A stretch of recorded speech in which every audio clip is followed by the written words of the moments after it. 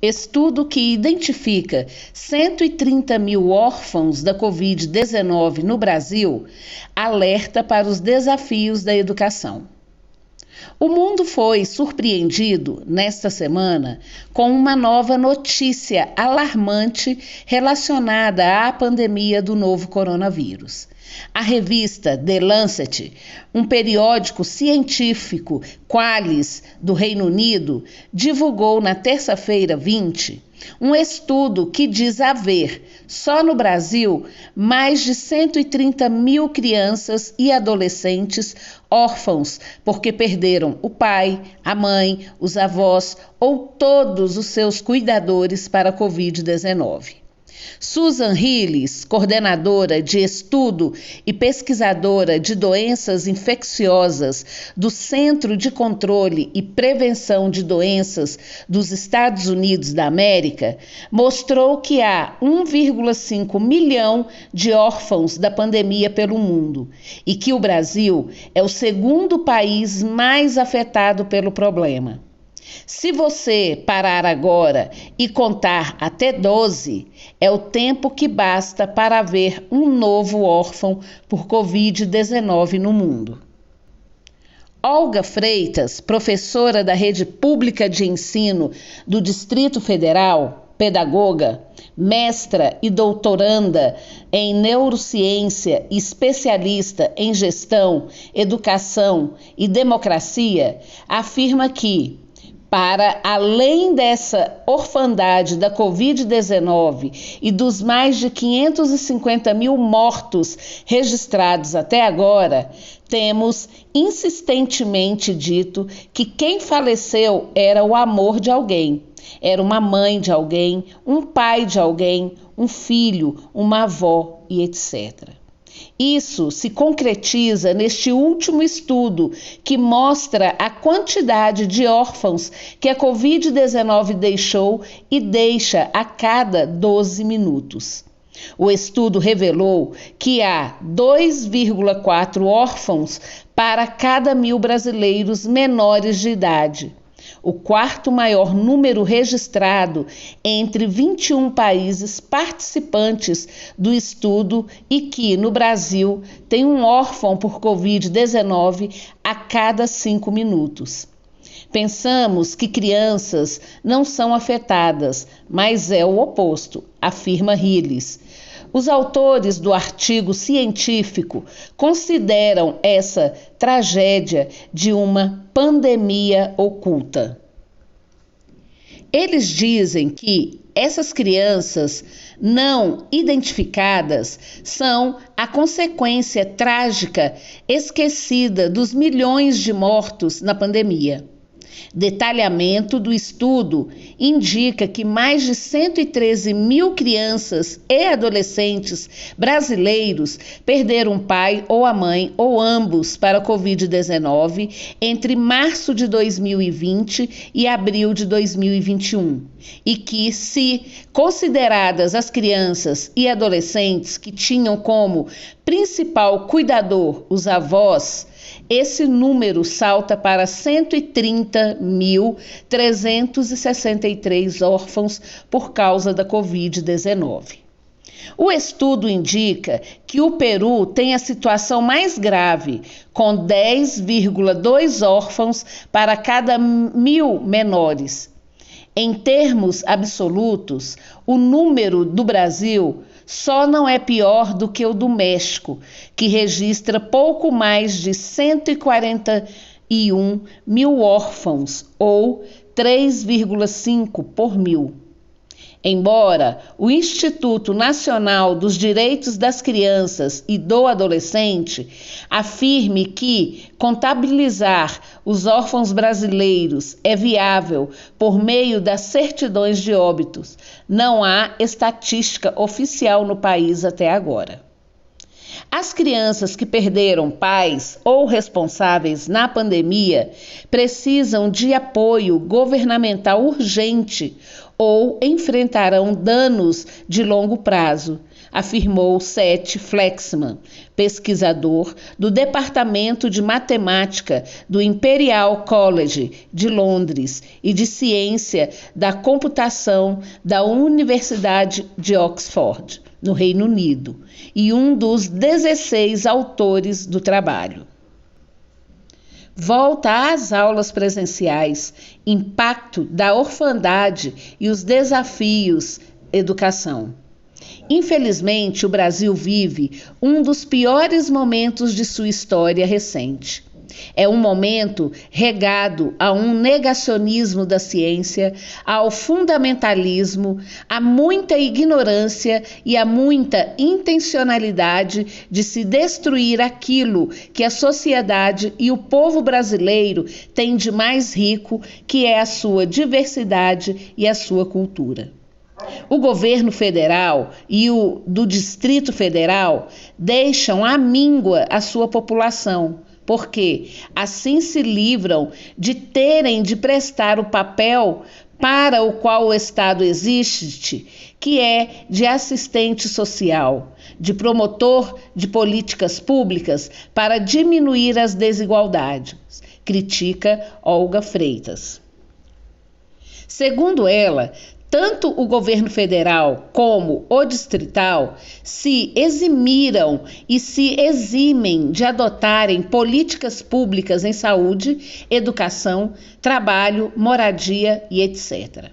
Ela considera esse estudo ainda superficial sobre os impactos da política econômica dos governos Bolsonaro e Ibanez e a de combate à pandemia. Intencionalmente, esses governos negligenciam a parte mais pobre e mais necessitada da população. Não por acaso vimos, nos primeiros meses da pandemia, o afloramento das desigualdades sociais. Essa desigualdade social ficou mais transparente. E além de ficar mais escancarada, o abismo entre o mais pobre e o mais rico aumentou. Esse estudo é um retrato ainda muito superficial da situação que vivemos neste momento. Ela assegura que essa situação de orfandade por Covid-19 impacta na educação. O impacto dessa orfandade na educação, por exemplo, é incalculável. Se já pensávamos que demoraríamos mais de 10 anos para recuperar os estragos que a pandemia causou nos estudantes de famílias mais pobres, principalmente porque foram desassistidos, porque a pandemia foi uma janela de oportunidade para quem quer privatizar o ensino, entregando-o a grandes conglomerados privados de tecnologia, deixaram essas crianças e adolescentes à mercê, sem acesso à tecnologia, à internet e sem condição nenhuma de acompanhar as atividades remotas. Agora, com a orfandade, tanto mais. Se imaginávamos que esse acesso negado à educação já vai causar um retrocesso enorme e um problema seríssimo em termos de escolarização, educação, cultura, situações de trabalho profissional no futuro, imaginem o que essas crianças e adolescentes perderam por não terem tido o acesso a esse período. A professora afirma que o Brasil e o Distrito Federal precisam pensar e criar estratégias para recuperar essas crianças e adolescentes. O país tem de buscar também a recuperação da frequência e da participação nas escolas, porque a evasão aumentou de forma gritante. Se tínhamos de pensar estratégias para lidar com essas defasagens e problemas que surgiram, imagine o que precisaremos lidar com as crianças e adolescentes que podem ser um número muito coincidente entre crianças e adolescentes sem acesso à tecnologia, na situação de pobreza, em situação de fome. A interseccionalidade não para por aí, porque também boa parte dessas crianças e adolescentes pode ser as que perderam suas mães e seus pais para a Covid-19. Alerta. Precisamos pensar em estratégias de ensino e aprendizagem, de escolarização que seja qualitativa, garanta e defenda a vida. Não pode ser a qualquer custo que a gente tenha de voltar às escolas, diz Olga. Olga entende que o impacto dessa orfandade na sociedade brasileira é muito grande, maior do que o estudo inglês informa. Não conseguimos calcular as dimensões desse problema, até porque não falamos que é só um problema afetivo pela perda do pai e da mãe. É também porque os vínculos afetivos constroem aprendizagens, nos constituem sujeitos de nós mesmos, nos constituem indivíduos autônomos e nos preparam para o enfrentamento da vida. Mas, para além dos vínculos afetivos, o que vamos ter de crianças e adolescentes marginalizadas sem ter quem os assumam, os orientem, os norteiem, os acolham, os ensine os valores que estão para além da escola. O impacto dessa mortandade totalmente evitável, essas 130 mil crianças e adolescentes até o momento órfãs, é bom que a gente lembre que a pandemia não acabou e que está num estágio muito avançado no país, que ainda nem sequer sabe lidar com as novas cepas que estão chegando. Até este momento é um número invisibilizado, mas que terá profundas consequências na sociedade brasileira.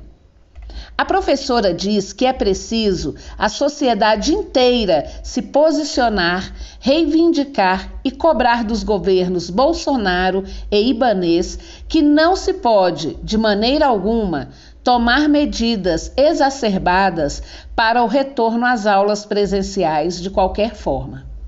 Precisamos pensar nos impactos, nas perdas, nas sequelas físicas, emocionais e sociais que a Covid-19 está deixando e precisamos pensar políticas públicas para assistir e minimizar os estragos que já são feitos até aqui. Precisamos pensar estratégias de ensino e aprendizagem, de escolarização que seja qualitativa, que efetivamente garanta e defenda a vida. Não pode ser a qualquer custo que a gente tenha de voltar às escolas. Segundo ela, a perda das crianças e adolescentes de não estarem na escola é grande, mas ela será muito maior na medida em que retomarem as atividades presenciais de qualquer forma. É preciso considerar e desenvolver estratégias de acolhimento, inclusive emocional, psicológico, que se preocupe com a defasagem de aprendizagem. Enfim, é preciso política pública para garantir que essas crianças e adolescentes estejam seguras, acolhidas, alimentadas, com seus direitos garantidos. A gente precisa lembrar que educação é um direito, mas o direito não é só ao acesso. O direito é o acesso à permanência com aprendizagem com êxito. Estamos felizes enquanto professores e professoras, porque estamos sendo vacinados. Fico feliz porque a maioria da nossa categoria entenda que a vacina é um dos mais eficazes remédios para o combate ao vírus, associada, é claro, às medidas de distanciamento social e de higiene. Mas isso não basta para que retornaremos às aulas. Precisamos pensar estratégias que atuem nas dimensões biopsicossocial, Não somos sujeitos só cognitivos, apenas físicos, nem apenas sociais. Somos sujeitos em que essas três potências interagem e se uma dessas dimensões não está bem trabalhada, o todo não estará bem. Precisamos, antes, ter um planejamento severo. Não é só dizer que a escola vai ter distanciamento social. Não basta ter álcool em gel na escola. O que não se discute e não se debate de forma alguma, e isso é intencionalmente, é o que ativa os afetos, é o que acolhe, é o que trata, dialoga, debate aquilo que alimenta os sujeitos, sendo visto numa perspectiva biopsicossocial.